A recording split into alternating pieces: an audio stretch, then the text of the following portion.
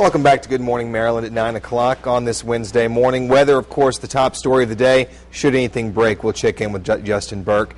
But, time now to talk a little bit about grandparents and what they can bring to the family. Sometimes you need that babysitter. Sometimes you want the grandparents to spend time with the kids.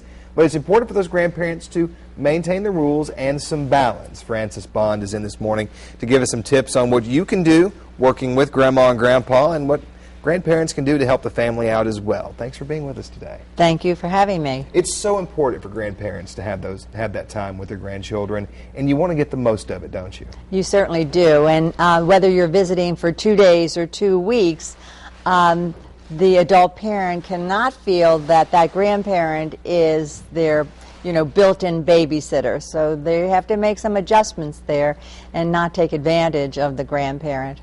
It seems like in a situation like that, the grandparent might be more than willing to step in and be that full-time babysitter because they don't get the day-to-day interaction with those children, so they may be willing to give a little more and do a little more.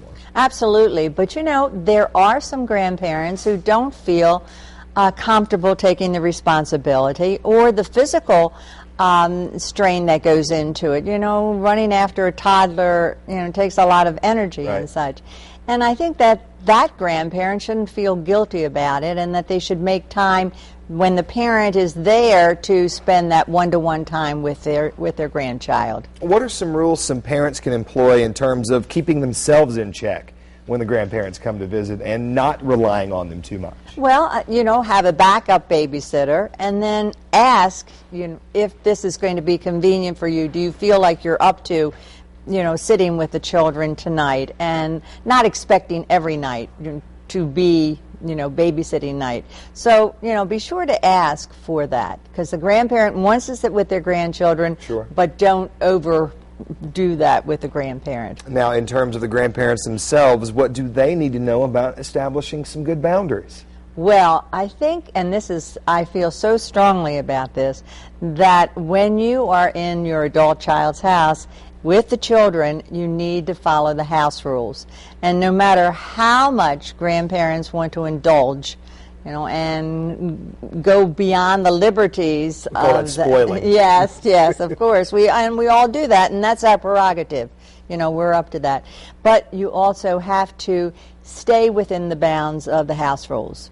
Now, we cannot leave the kids out of this, because while we say sometimes parents may be guilty of taking advantage inadvertently, and sometimes grandparents may be too willing to give too much inadvertently, kids can be a little more devious, and they can see that maybe when mom and dad aren't there, the substitute teacher steps in, and they might think they can get away with a little more. Oh, yes, and but you've handled your own children, so you can certainly handle this situation.